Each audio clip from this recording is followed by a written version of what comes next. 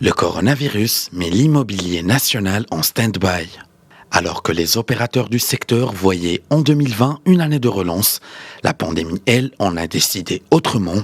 Depuis l'instauration de l'état d'urgence sanitaire et des mesures de confinement le 20 mars dernier, la quasi-totalité des chantiers est à l'arrêt. Les bureaux de vente, eux, sont fermés et la possibilité d'acquérir les documents nécessaires pour réaliser une transaction immobilière se complique. Selon Banque El Maghreb et l'Agence nationale de la conservation foncière du cadastre et de la cartographie, l'ANCFCC, les transactions immobilières accusent une baisse de 29,5%. L'indice des prix des actifs immobiliers, lui, a reculé en glissement annuel d'1,4% au premier trimestre de 2020.